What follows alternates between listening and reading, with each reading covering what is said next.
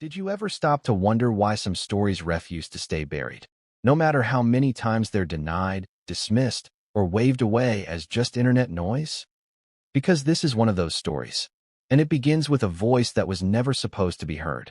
Not a blogger, not a YouTuber, not a palace critic or a tabloid columnist, but someone who, by profession, is trained to stay silent. Before we continue, please hit the like button, subscribe to the channel, and turn on the notification bell for updates. A private nurse, a caregiver, a witness to moments the public never sees. And according to what's circulating right now, she's finally speaking, raising questions about Meghan Markle's pregnancy with Lilibet that refuse to go away, no matter how uncomfortable they make people feel. So let's be clear from the very start. This is not a declaration of guilt. This is not a medical verdict. This is not a confirmed expose.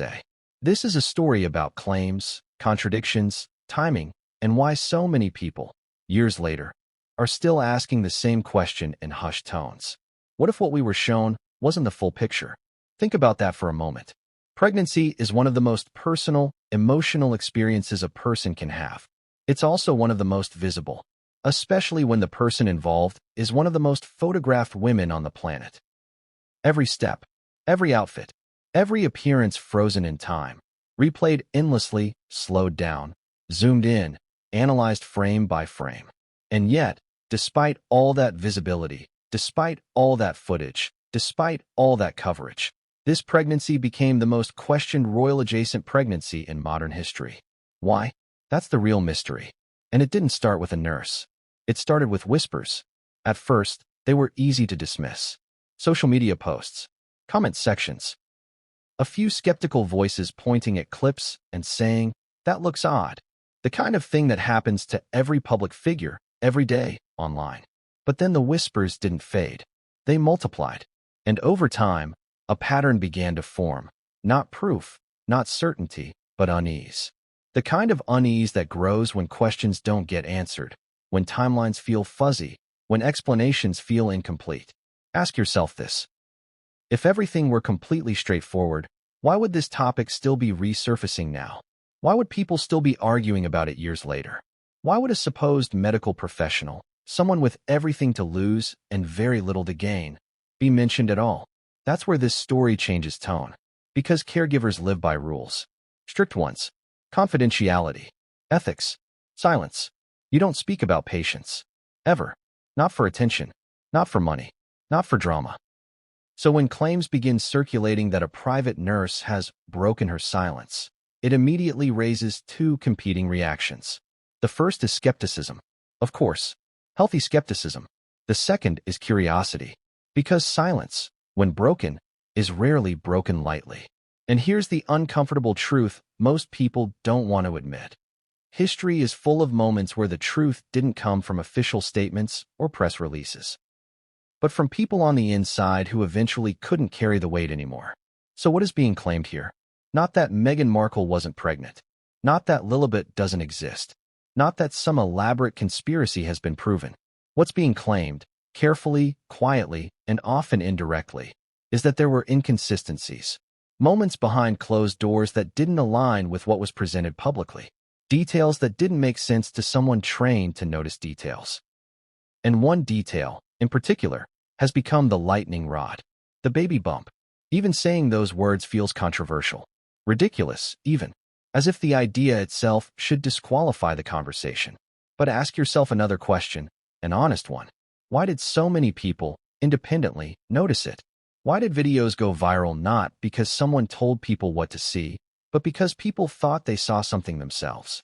A bump appearing different from one moment to the next. Movement that seemed unnatural. Angles that raised eyebrows. Are there medical explanations for all of this? Absolutely. Every pregnancy is different. Bodies change. Clothing shifts. Camera lenses distort reality. And yet, that explanation hasn't been enough for everyone. And when explanations don't satisfy, stories grow. Now imagine being someone in the room during private moments. Someone whose job is to observe, assist, care. Someone trained to recognize what is normal and what is not. What would you do if something didn't add up? Would you speak immediately? Or would you doubt yourself? Question your own instincts? Push the thought away and tell yourself it's not your place? According to the claims now circulating, that's exactly what happened. Years of silence, years of internal conflict, years of watching the world argue while staying quiet. Until now. But here's where it gets even more complicated. Why speak now? Why not earlier, when the pregnancy was ongoing and scrutiny was at its peak? Why wait until after books, interviews, documentaries, and public narratives were already cemented? Timing matters. And timing is everything in this story. Some say the renewed attention comes from resurfaced footage, old clips re-examined with new eyes. Others point to the broader collapse of trust in media narratives, where audiences no longer accept official versions at face value. And then there's another layer. One people rarely talk about: fatigue. Because carrying someone else's secret, real or imagined, takes a toll, especially when that secret becomes a cultural flashpoint. And that's why this story isn't just about pregnancy. It's about credibility. It's about how narratives are built, defended, and sometimes weaponized. It's about the line between privacy and public accountability. And it's about what happens when silence, once seen as professionalism, begins to feel like complicity. Now, before we go any further, let's slow down. Because this is where stories like this often go wrong. People rush to conclusions. They pick sides. They decide who's lying and who's telling the truth before examining the evidence, or lack of it. That's not what we're doing here. Instead, we're going to walk through this carefully. Step by step, we're going to look at timelines, public appearances, media reactions, medical realities, and yes, what is being claimed by this so-called private nurse, without asserting it as fact. We're also going to look at the counterarguments, the explanations, the reasons this could all be nothing more than perception colliding with suspicion. Because if there's one thing more dangerous than blind belief, it's blind disbelief. And here's the uncomfortable reality most people avoid. Two things can be true at the same time.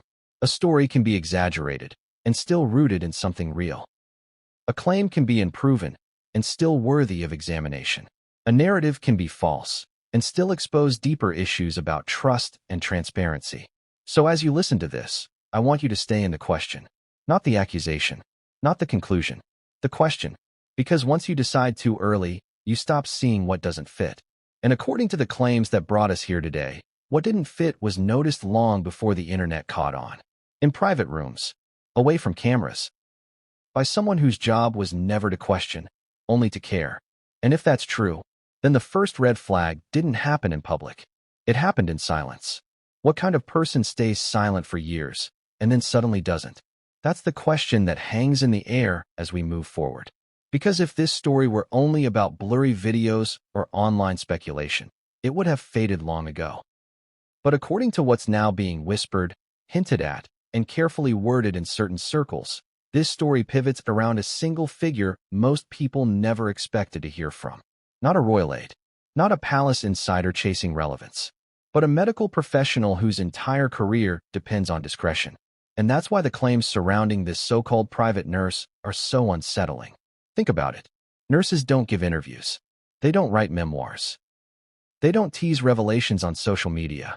Their power comes from silence, from trust, from being invisible. So why is her presence suddenly part of the conversation? To understand that, we have to step away from the bump, away from the headlines, and into the role itself. Because before anyone asks what she allegedly saw, we need to ask who she is supposed to be. Not a name, not a face, a function. A private nurse is not there for spectacle. She is there for routine, monitoring, reassurance. The boring, unglamorous details that don't make headlines, but make all the difference medically. Which means her days are built on patterns. And when patterns break, people trained to notice patterns notice. Here's where the tone of this story shifts. Because according to accounts circulating now, the nurse didn't begin with suspicion.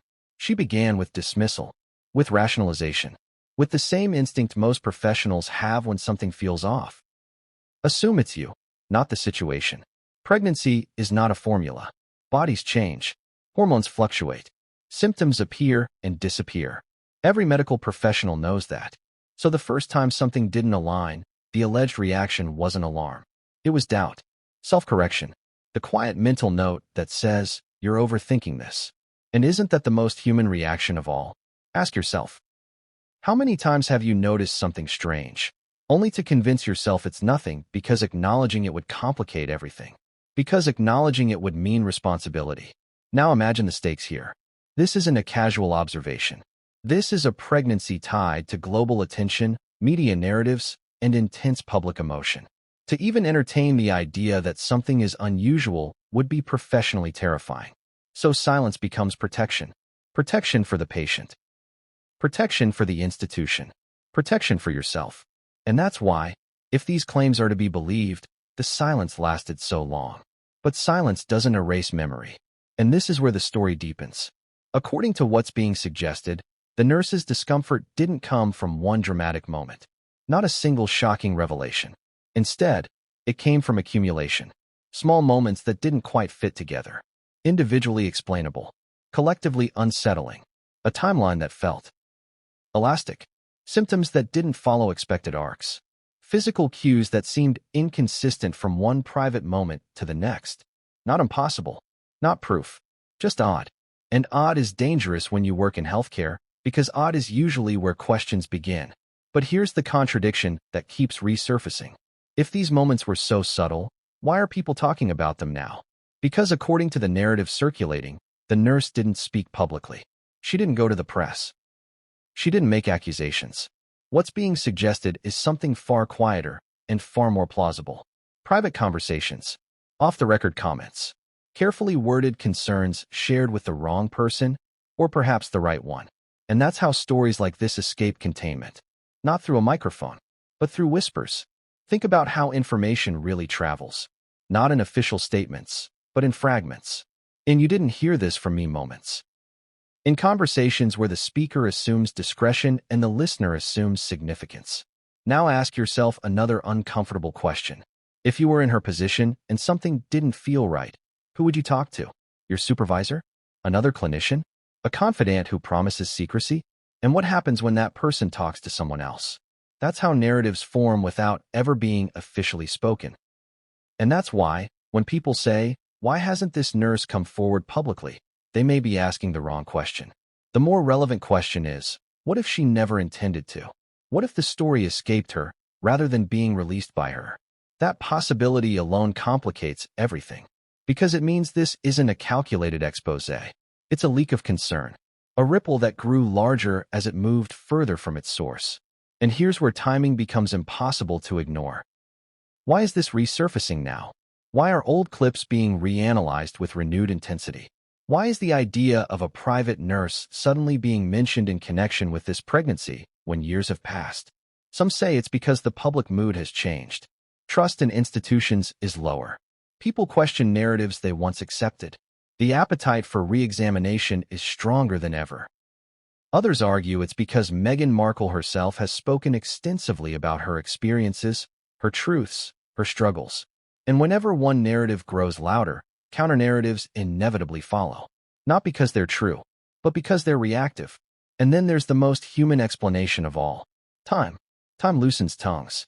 Time dulls fear. Time creates emotional distance. What once felt too dangerous to even think about begins to feel manageable. And that's why this chapter isn't about what the nurse allegedly saw. It's about why silence, once absolute, may no longer feel necessary. But let's not romanticize this. If these claims are unfounded, then the damage they cause is real. They feed doubt, skepticism, and cruelty toward a woman's most personal experience. And that's the paradox at the center of this story. Because questioning a pregnancy is one of the most invasive accusations imaginable. It strikes at identity, at motherhood, at bodily autonomy, which is why this topic triggers such intense reactions. People don't just disagree about it. They recoil from it. And yet, they can't stop watching. Because at the heart of it all is a deeper anxiety. The fear that powerful narratives are curated, not organic. That what we see is managed, edited, framed. And whether that fear is justified or not, it shapes how stories like this are received. So where does that leave us? Right now, we have no sworn testimony. No medical records. No on-camera confirmation. We have claims of claims. Stories about conversations. Second-hand accounts layered on top of public speculation. Which means the responsible thing to do is not to conclude, but to contextualize. To ask, what would it take for a nurse to truly break her silence? What line would have to be crossed? Because if the rumors are wrong, silence is the safest option. But if they're right, even partially, silence becomes a burden. And that's where the emotional weight of this story lives. Not in proof, in pressure. Pressure to stay quiet. Pressure to protect. Pressure to forget. And according to the narrative unfolding now, that pressure didn't break all at once. It cracked, slowly, through time, distance, and the unsettling realization that questions were no longer confined to private spaces. They were everywhere, on screens, in comment sections, in slowed-down videos watched by millions. And when the world begins asking the same questions you once asked yourself in silence, that silence becomes harder to maintain. Because then you're no longer just protecting someone else.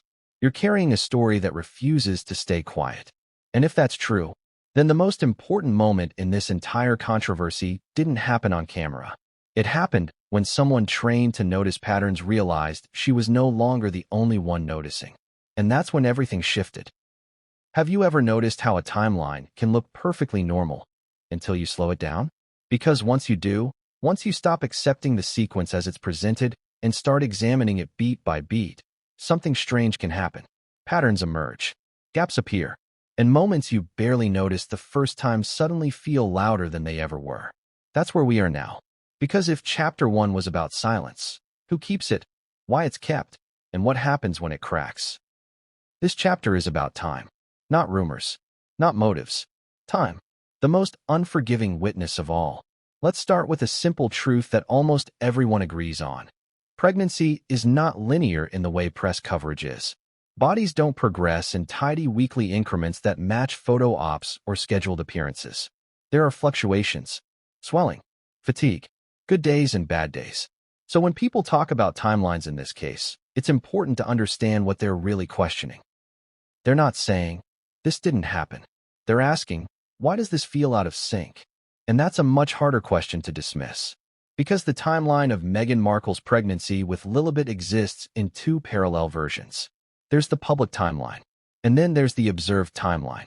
The public timeline is clean, polished, built from announcements, carefully chosen appearances, official confirmations, and controlled messaging. It tells a story that moves forward smoothly, with each milestone landing exactly where you expect it to. But the observed timeline, the one stitched together from footage, photos, travel dates, and unscripted moments, is messy. And messy timelines make people uneasy. Ask yourself this. When was the first moment you remember people starting to ask questions? Not loudly, not accusingly, just quietly. For some, it was a specific appearance, a dress that clung differently than expected. For others, it was movement, or lack of it, when cameras caught Meghan from an unexpected angle. For others still, it was timing, travel that felt ambitious, public engagements that seemed physically demanding at points where some expected more limitation. Again, none of these things are proof of anything. But timelines don't need proof to spark doubt. They only need friction. And friction is exactly what people claim they felt. Let's walk through this carefully, because this is where stories like this often get twisted. Pregnant women can and do travel. They can and do wear fitted clothing. They can and do appear energetic one day and exhausted the next. All of that is true. But here's the contradiction that keeps resurfacing. When footage from different weeks is placed side by side, some viewers claim the progression doesn't feel gradual. It feels abrupt. As if the bump appears fuller in one clip, then less pronounced in another, without a clear explanation. Is that camera angle? Lighting? Fabric choice? Possibly. Probably. And yet, why do the questions persist? Because timelines are not just about visuals. They're about context. Let's talk about dates. Public appearances are time-stamped. Interviews are archived. Travel itineraries are reported. And when people began overlaying these data points, some noticed what they believed were inconsistencies. Not impossibilities. Inconsistencies. For example, days where Meghan appeared visibly pregnant in one setting, followed shortly by appearances where the silhouette looked markedly different. Or moments where posture, gait, or movement seemed at odds with what some expected at that stage of pregnancy. Now pause. This is where responsible storytelling matters. Expectation is not evidence. And pregnancy expectations are often shaped by stereotypes, not medicine. But here's why the timeline conversation refuses to go away. Because people didn't just notice one moment. They noticed several, spread across months. If this were truly a fabricated bump, it would have had to withstand months of scrutiny, countless appearances, and unpredictable moments. That would require precision bordering on obsession, which raises a different question. Why would anyone take that risk? And more importantly, why would no one closer to the situation notice? That's the question skeptics lean on. Because faking something under that level of observation would be incredibly difficult, almost impossible. And yet, people insist they saw something. So how do we reconcile that? The answer may lie not in deception, but in perception. Because once a moment is labeled suspicious, everything around it becomes suspicious too. Other clips are re-examined. Other photos feel different. Neutral moments take on meaning. This is how narratives snowball. And once they do, even innocent explanations feel defensive. Now consider the emotional layer of this. For Meghan Markle, pregnancy was not just a personal experience. It was a political and cultural flashpoint. Everything she did was scrutinized through multiple lenses: race, monarchy, media hostility, and public expectation. That level of scrutiny distorts reality. It forces viewers into extremes, either absolute belief or absolute doubt.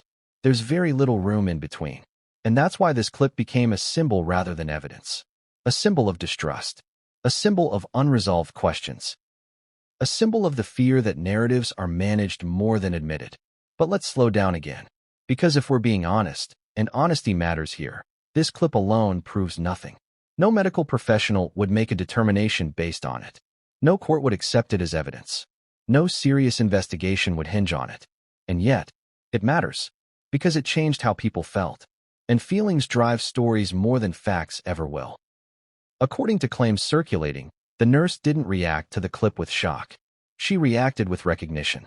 Not "this proves something," but "this is what I noticed too." And that distinction is everything.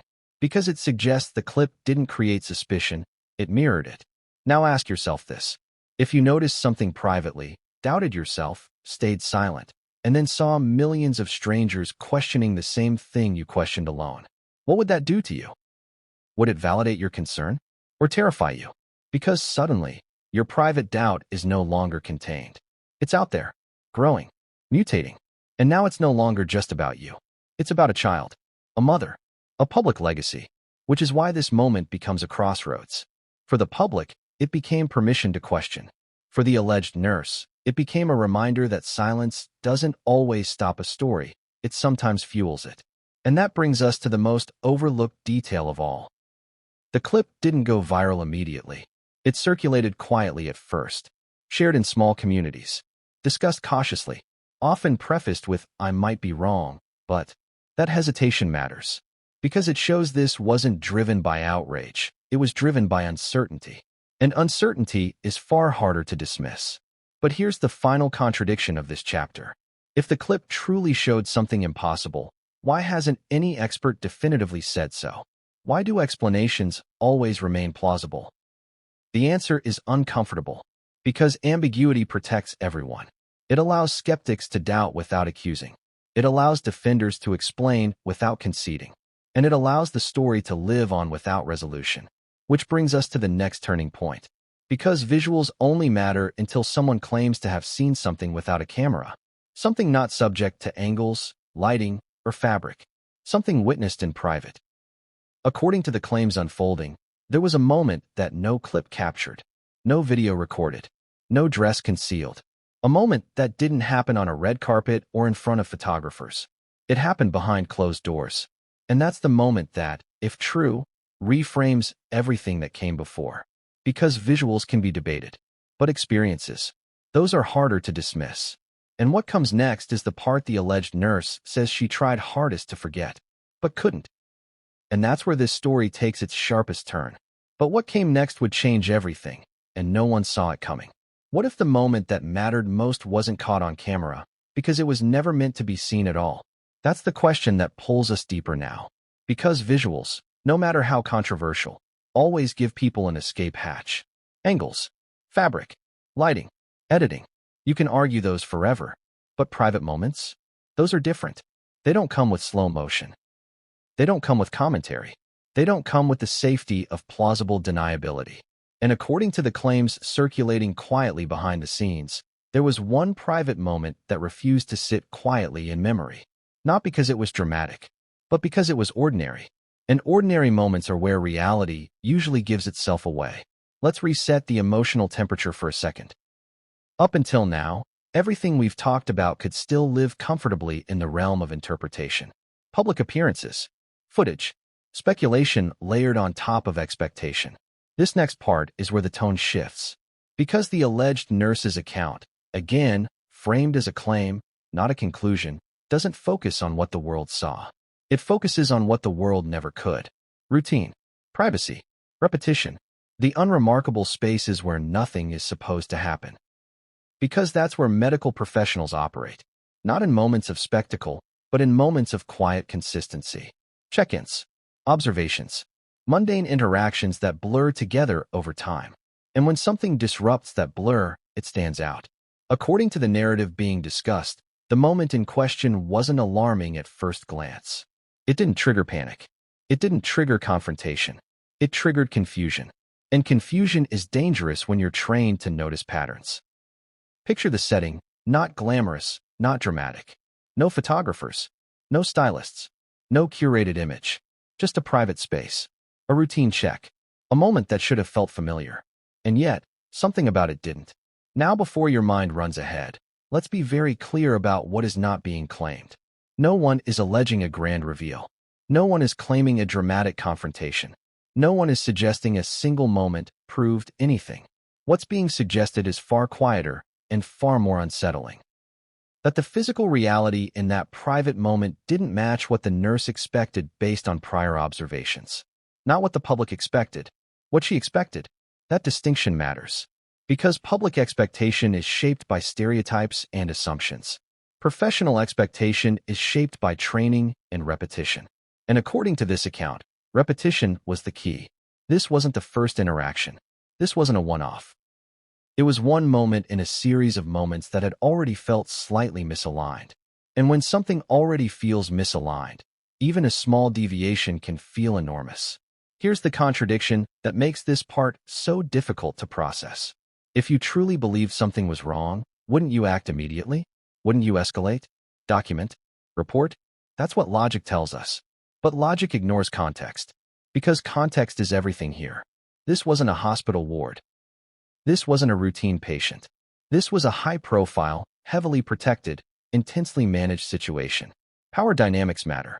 And in environments where power is uneven, silence often feels safer than certainty. So what does a professional do when something feels off, but not off enough to justify blowing up their career? They internalize it. They rationalize. They tell themselves there must be an explanation they don't yet see. That's not cowardice. That's survival. According to what's being claimed, that's exactly what happened. The nurse didn't confront, didn't accuse, didn't even fully articulate the concern out loud. She questioned herself. And that self-questioning is the most overlooked part of this entire story. Because it's easy to imagine a whistleblower as someone bold and certain. But most real-life whistleblowers start as doubters of their own instincts. They assume they're wrong. They assume they're missing context. They assume someone else knows more than they do. And so they stay quiet. But here's where memory becomes a burden. Because even when you rationalize a moment away, it doesn't disappear. It waits. And when later moments echo it, even faintly, that memory resurfaces. According to the narrative, this private moment didn't become significant until later. Until public speculation exploded. Until clips were dissected. Until timelines were questioned. That's when the memory shifted from probably nothing to, why does this feel familiar? And that's the emotional pivot point. Because once a private observation aligns with public suspicion, the internal balance breaks. Silence stops feeling neutral. It starts feeling like participation. Now let's address the elephant in the room. Why wouldn't anyone else notice? That question gets asked constantly, and it's a fair one. The answer may be uncomfortable. Because not everyone notices the same things. People see what they're trained to see. A stylist sees fabric. A photographer sees angles. A publicist sees optics. A medical professional sees bodies. Not in a sensational way, but in a clinical, observational way. Changes in tension, distribution of weight, the way something responds to movement. These are subtle things, easy to miss if you're not looking for them, and impossible to unsee once you are. And again, that doesn't mean deception. It means perception. But perception becomes dangerous when it challenges a dominant narrative. Which brings us to the emotional cost of this moment. According to claims, the nurse didn't feel vindicated. She felt sick.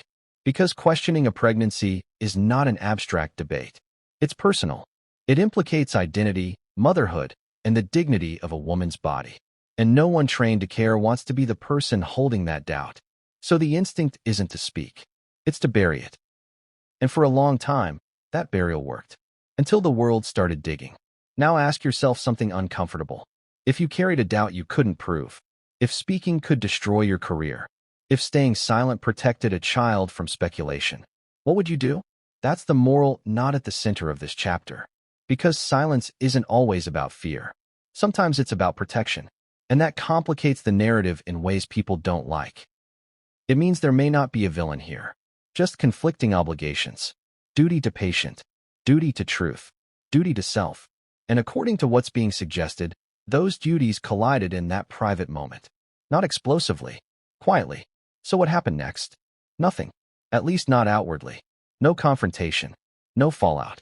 No dramatic shift in behavior. Life continued. Which is exactly why this moment is so haunting.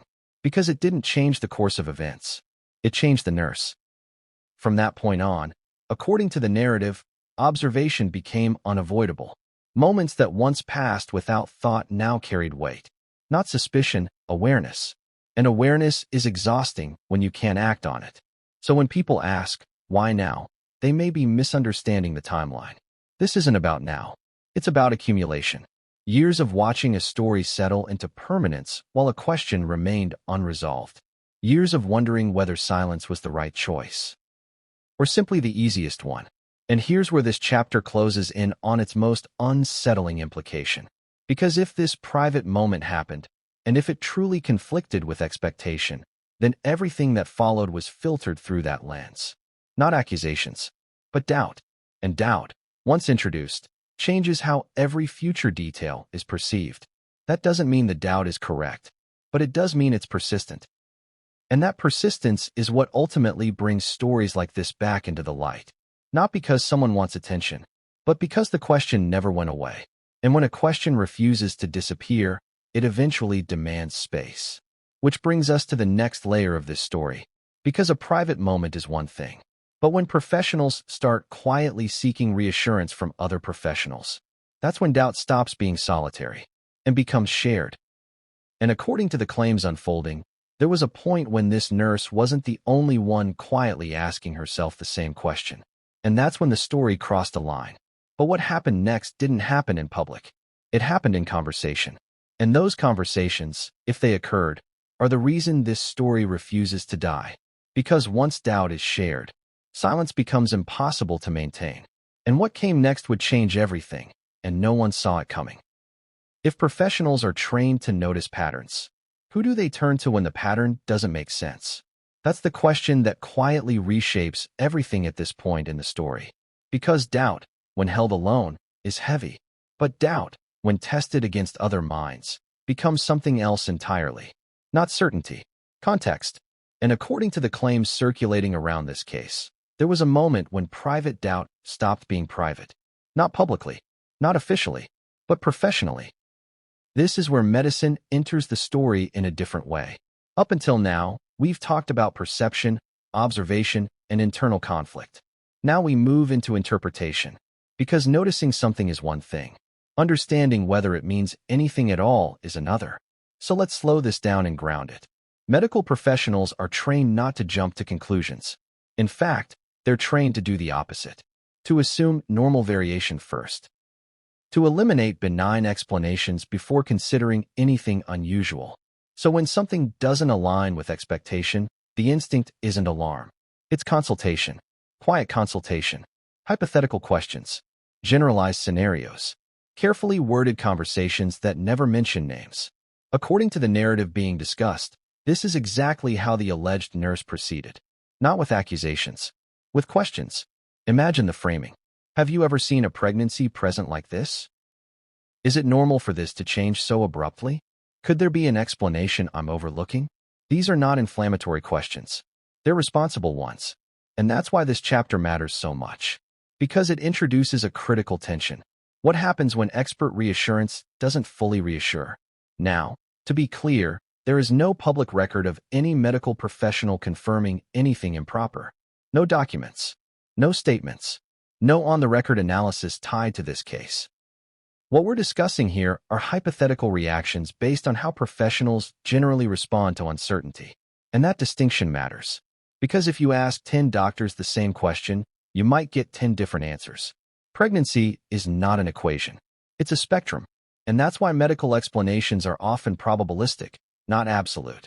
According to obstetric experts, a wide range of changes can occur during pregnancy that appear strange to non-medical observers. Shifts in abdominal shape can result from posture, muscle tone, fluid retention, even digestion. The body adapts constantly, which is why, on paper, almost every concern raised by the public has a plausible explanation. And that should end the conversation. But it doesn't, because medicine doesn't just deal in possibility. It deals in likelihood. And this is where the nurse's internal conflict, as described in the narrative, deepened. Because while explanations existed, they didn't feel fully satisfying in context. Not alarming enough to escalate, but not dismissible enough to forget. And that's a dangerous middle ground. Now imagine being in that position. You ask a generalized question. You receive a generalized answer. Yes, that can happen. It's uncommon, but not impossible. Every body is different. All true. All medically sound. But here's the emotional contradiction. Sometimes hearing that something can happen doesn't quiet the question of whether it did. And medicine, for all its rigor, doesn't always offer emotional closure. Especially when the situation involves high stakes, intense scrutiny, and unusual levels of control. Because context changes interpretation. A fluctuation in an average patient might feel routine. The same fluctuation in a highly managed, high-profile pregnancy might feel different. Not because it is different medically, but because everything around it is. And that's the part that's hardest to separate. Now let's talk about the public reaction to medical explanations. Whenever doctors are brought into conversations like this, people tend to do one of two things. They either treat medical authority as absolute truth, or they dismiss it entirely. Neither approach is helpful, because medicine deals in nuance, and nuance doesn't go viral.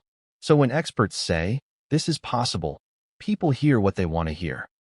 Supporters hear, there's nothing wrong. Skeptics hear, they're not saying it didn't happen. And that gap becomes a breeding ground for mistrust.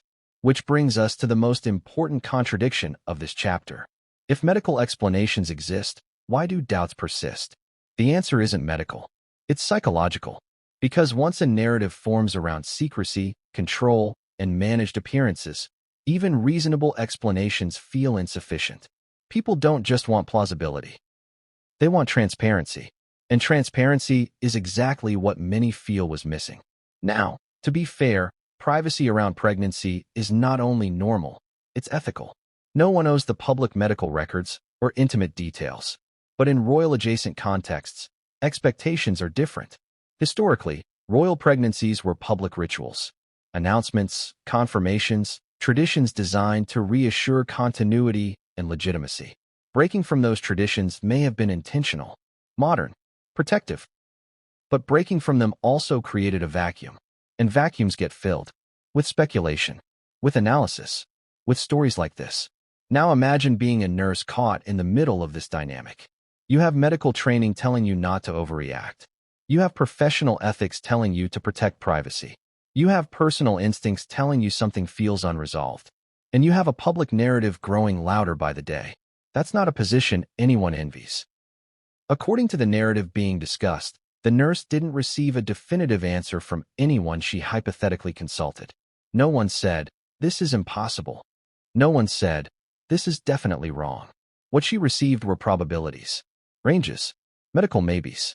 And maybe is the hardest answer to live with, because maybe doesn't close the door. It leaves it ajar. Now let's address another uncomfortable reality. Medical professionals are not immune to bias. They're human. Context influences interpretation. Reputation influences assumptions. The presence of power influences silence. When dealing with high-profile individuals, there's an added layer of hesitation. No one wants to be wrong. No one wants to overstep. No one wants to become the story. That's where this story moves next. Because medicine wasn't the final lens through which this pregnancy was viewed. History was. Tradition. Precedent. And when people began comparing this pregnancy not just to medical norms, but to royal norms, the conversation took on a whole new weight. Because medicine can explain bodies, but tradition explains expectations. And expectations shape belief. And once belief shifts, even the most rational explanation struggles to land. Which brings us to the next chapter. Because to understand why this story refuses to fade, we have to step back, far back, and look at how pregnancies tied to royalty have been handled for generations. What was done? What was shown? What was never questioned? Until now. And once those comparisons enter the picture, the stakes change completely. Because then this isn't just about one pregnancy. It's about breaking a pattern people didn't even realize they trusted. And what comes next reframes everything you think you know about why this story matters at all. But what came next would change everything, and no one saw it coming. Chapter 5 complete. Go. What happens when a modern story collides with an ancient expectation? Because that's exactly where this conversation went next. Not forward in time, but backward. Far backward. Into tradition, precedent, and rituals most people never consciously think about until they're broken. And once they are, you can't unsee the absence. This is the moment the conversation stopped being just medical, just visual, just speculative. It became historical. Because whether people like it or not, pregnancies connected to royalty have never existed in a vacuum. They've always carried weight far beyond the individual. Symbolic weight. Institutional weight. The weight of continuity. And when that weight isn't acknowledged in familiar ways, people notice. Even if they can't articulate why. Let's start with a question that sounds old-fashioned, but isn't. Why did royal pregnancies used to be public rituals? Not media spectacles, rituals. Announcements. Confirmations. Witnesses. Procedures designed not to invade privacy, but to protect legitimacy. For centuries, royal births were matters of state. The existence of an heir wasn't just a family milestone. It was a political one. And because power was inherited, not elected, trust had to be reinforced through visibility. That's why traditions emerged. Why doctors signed statements. Why courtiers were present. Why confirmations were posted publicly. It wasn't about suspicion. It was about reassurance. Fast forward to the modern era, and many of these traditions have softened. Privacy has increased. Media has changed. The monarchy itself has tried to evolve. But evolution creates friction. Because when you remove rituals without replacing their function, you create uncertainty. And uncertainty invites questions. Now, to be clear, Meghan Markle was never a traditional royal figure in the historical sense. She married into the institution at a time when modernization was already underway. Expectations were shifting. Boundaries were being redrawn. So breaking with tradition wasn't shocking in itself. What was shocking, at least to some, was how many traditions were broken at once. Privacy around pregnancy. Limited disclosure. Minimal public medical confirmation. Again, none of this is wrongdoing. But tradition exists for a reason. It fills a psychological need. And when that need isn't met, people search for substitutes. Speculation becomes one of them. Ask yourself this. If royal pregnancies had always been private, would this story exist at all? Probably not. Because expectation wouldn't exist. But expectation is inherited. And in this case, it collided head-on with a modern desire for autonomy and control. Which brings us back to why this pregnancy felt different to so many observers. Not because of one moment, but because of the absence of familiar markers. Now imagine being a professional, like the nurse described in earlier chapters, operating inside this tension. On one side, you have medical norms, privacy, discretion, patient autonomy. On the other, you have institutional precedent, transparency, ritual, confirmation. Those two value systems don't always align. And when they don't, professionals are often left navigating ambiguity without guidance. That's where discomfort thrives. Because without ritual, there's no external closure. No moment where the question is formally put to rest. And so it lingers. This is why comparisons to other royal pregnancies became inevitable. People didn't just ask, "Is this normal medically?" They asked, "Why does this feel different from before?" And that question is not neutral. It carries nostalgia. It carries distrust of change. It carries fear of manipulation. And once fear enters the conversation, facts struggle to keep up. Now let's talk about irony. One of the loudest defenses of privacy in this case came from the same institution that once insisted on visibility, which created a strange reversal. Tradition was suddenly portrayed as invasive. Privacy was framed as progress. Both arguments have merit, but neither resolves the emotional tension left behind. Because tradition doesn't disappear quietly. It echoes, and echoes show up as comparison. Why was this done before, but not now? Why was that confirmed publicly, but this wasn't? Why were rules followed then, but rewritten here? Those questions don't require accusations to feel charged. They only require contrast. And contrast is everywhere in this story. Now, critics of this line of thinking are quick to point out something important, and they're not wrong. Times change. Women are not incubators for institutions. No one owes the public access to their body. Historical practices were often rooted in control, not care. All true.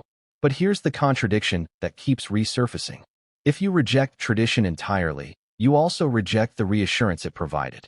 And without reassurance, narratives fragment. Which is exactly what happened. Some people embraced the modern approach fully. Privacy meant privacy. End of story. Others felt something had been taken from them, not entitlement, but certainty. And when certainty disappears, speculation steps in to replace it.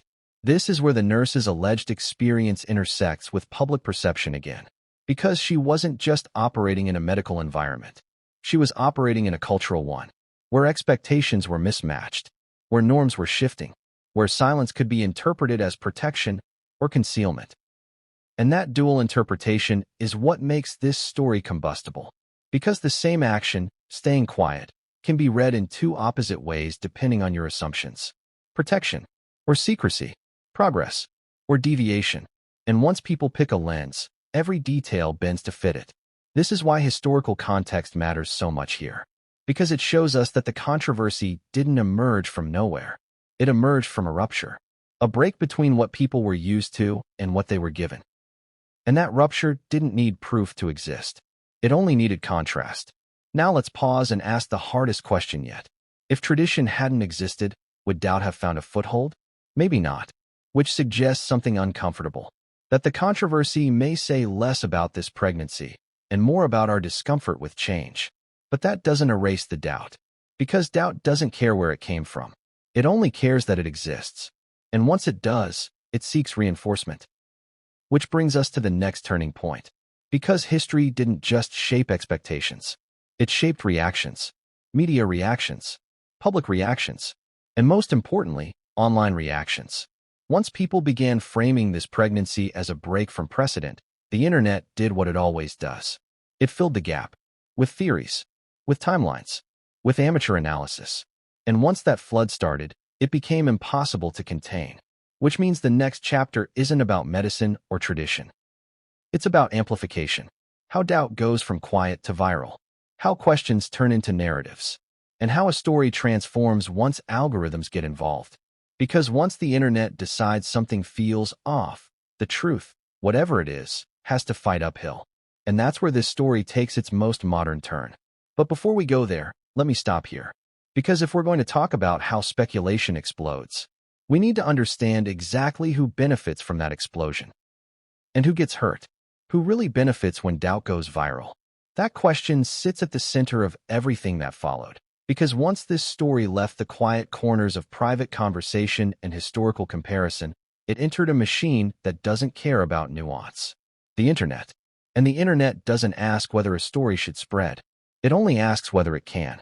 This is the point where curiosity stopped being personal and became performative.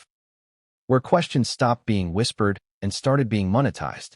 Where a handful of uneasy observations transformed into a sprawling ecosystem of clips, threads, reaction videos, and analysis that fed on itself. And once that happened, there was no going back. Let's be honest about something uncomfortable right from the start. Most viral controversies don't begin with malice. They begin with uncertainty. Someone notices something. Someone else agrees. A third person adds context. A fourth reframes it as a pattern. And suddenly, a narrative exists. Not because it's true, not because it's false, but because it's compelling. And nothing is more compelling online than a mystery involving power, secrecy, and a public figure people already have strong feelings about. Now ask yourself this. If the same questions had been raised about an anonymous woman, would anyone care? Of course not. This story didn't spread because of the pregnancy alone. It spread because of who the pregnancy belonged to. Because Meghan Markle occupies a unique space in public consciousness. She's not just a public figure. She's a symbol, to some of progress, to others of disruption, to still others of media manipulation or institutional failure. That polarization primed the audience long before any clip was ever replayed. So when the first videos resurfaced, they didn't land on neutral ground. They landed on divided territory. And division is rocket fuel for algorithms. Let's talk about how this actually unfolded. The earliest posts weren't declarations. They were questions. Am I imagining this? Does this look odd to anyone else? I might be wrong, but that language matters. Because it disarms criticism. It invites engagement rather than confrontation. And engagement is exactly what platforms reward. Every comment, every pause, every replay. The algorithms don't know if something is harmful or harmless. They only know if people stop scrolling. And nothing stops scrolling like unresolved doubt. So content began to multiply. Clips slowed down. Screenshots circled. Timelines stitched together with dramatic music and ominous captions. Not because someone ordered it, but because the system incentivized it. And here's where the story takes a darker turn. Because once content starts generating attention, motives shift. Creators who had never cared about this story before suddenly had a reason to care. Views, subscribers, ad revenue. And with each new video, the framing became slightly more confident. What if became notice how? Could it be became this doesn't add up? Just asking became why aren't they answering? And that's how speculation hardens. Not through proof, through repetition. Now pause and think about what that does to the original claim. The alleged nurse, the private doubt, the internal conflict. That nuance disappears. Because nuance doesn't perform. Emotion does. Certainty does. Outrage does. And so the story begins to outgrow its origins. It's no longer about one person's unease. It's about a collective narrative that feeds itself. This is where confirmation bias takes over. People who already distrust Meghan Markle see the clips as validation. People who already defend her see the clips as harassment. And neither side is really watching the same video anymore. They're watching their beliefs reflected back at them. That's the most dangerous part of viral speculation. It doesn't seek truth. It seeks reinforcement. Now let's talk about the human cost of this amplification. Because while the internet treats stories like games, real people live inside them. For Meghan, this meant a deeply personal experience being replayed endlessly by strangers, dissecting her body frame by frame. For her supporters, it felt like an invasion that crossed every ethical line. For skeptics, it felt like long overdue scrutiny of a narrative they never trusted. And for the alleged nurse, if she exists as described in these claims, it meant something even more complex. Loss of control. Because whatever she may or may not have noticed privately was no longer hers to contextualize. It had been swallowed by the internet and transformed into something louder, harsher, and far more definitive than she ever intended. That's the irony of viral stories. They don't amplify the original voice. They replace it. And once that happens, even silence becomes suspicious. Why isn't she speaking? Why hasn't anyone confirmed or denied this? Why won't they shut this down? But here's the part people rarely consider. Silence online is often interpreted as guilt. But in real life, silence is often self-preservation, especially when the conversation has become toxic. Because once a narrative becomes polarized, stepping into it is dangerous no matter what you say. Deny it, and you're accused of covering up. Ignore it, and you're accused of hiding. Explain it, and your explanation is picked apart for inconsistencies. There is no winning move.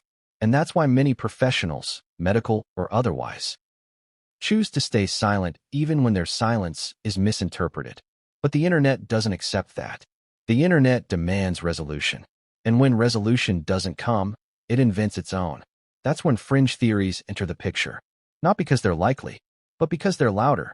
Suddenly, what started as questions about visuals and timelines morphs into speculation about motives. Why would someone fake this? Who would benefit? What are they hiding? These questions are intoxicating because they promise coherence. They turn uncertainty into story. And story is what humans crave. Now ask yourself another uncomfortable question. At what point does asking questions turn into harassment? At what point does skepticism become cruelty? There's no clear line, which is why stories like this spiral. Each person feels justified in their curiosity. Each person believes they're just connecting dots. And collectively, they create an environment where the subject of the story has no escape. This is where the ethical dimension becomes unavoidable. Because even if every single question raised were asked in good faith, the cumulative effect is still harm. And that harm doesn't disappear just because the questions remain unanswered. Now let's zoom out. This isn't the first time something like this has happened. We've seen it with celebrities, politicians, influencers. Anyone whose life is both visible and controlled. When access is limited, speculation fills the gap. When narratives are managed, people look for cracks. And when those cracks appear, even illusory ones, they're widened by repetition. That doesn't mean the speculation is right, but it explains why it spreads. And this is where the story intersects with a much larger cultural issue. We are living in an era of deep mistrust. Mistrust of institutions. Mistrust of media. Mistrust of official narratives. People no longer assume they're being told the truth. They assume they're being told a version. And once that assumption takes hold, every inconsistency feels intentional. Every silence feels strategic. Every denial feels rehearsed. And that's the environment this story thrived in. Not because of one nurse. Not because of one clip. But because the cultural soil was already fertile. Now let's return to the original question. Who benefits? Content creators benefit from views. Platforms benefit from engagement. Audiences benefit from the dopamine hit of discovery. But who loses? The subject of the story. The child whose existence becomes part of a debate. The professionals whose reputations are implicated without their consent. And truth itself. Because truth doesn't thrive in chaos. It suffocates. Which brings us to the most sobering realization of this chapter. By the time a story reaches this level of amplification, it is no longer about resolution. It's about endurance. How long can it hold attention? How many variations can be created? How many new angles can be found? And in that environment, even definitive answers may not matter, because the story has become its own ecosystem. So where does that leave us now? We have private doubt, public speculation, historical contrast, and algorithmic amplification all colliding. A perfect storm. And storms don't resolve quietly. They either dissipate or they escalate. And according to the trajectory of this story, it didn't dissipate. Because as speculation grew louder, something else happened. The conversation stopped being about what might have been seen and started being about why no one was responding. Silence became the story. And once silence becomes the story, pressure follows. Pressure on institutions. Pressure on individuals. Pressure on anyone perceived as holding answers. And that pressure is what leads to the next phase of this saga. Because eventually, someone always tries to shut the story down. Sometimes with statements. Sometimes with legal warnings. Sometimes with strategic distractions. And sometimes with something far more subtle. A shift in narrative. A new focus. A redirection. And according to the claims surrounding this case, there was a moment when the conversation seemed poised to change. Not because the questions were answered, but because attention was redirected. And that redirection, if intentional or not, marked the beginning of the end of this particular chapter. But the end of one chapter is never the end of the story. Because unresolved doubt doesn't disappear. It waits. And it waits for the next trigger. And that trigger, in this case, didn't come from the internet. It came from official silence meeting growing pressure. And what happened next pulled this story out of speculation and into something far more consequential. But what came next would change everything, and no one saw it coming. Why does silence feel louder than denial? That's the question that took over next. Because by this point, the speculation had reached a strange place. Not explosive enough to force a reckoning. Not quiet enough to fade away. It hovered. Persistent. Unresolved. And when stories hover like that, people stop asking what happened. They start asking why no one is responding. This is where silence stopped being neutral. It became interpretive, because in the modern media environment, silence is rarely seen as restraint. It's seen as strategy, a move, a calculation. And whether that's fair or not doesn't matter once the perception takes hold. Let's be clear about something before we go any further. No one is obligated to respond to rumors. No one owes the public explanations about their body,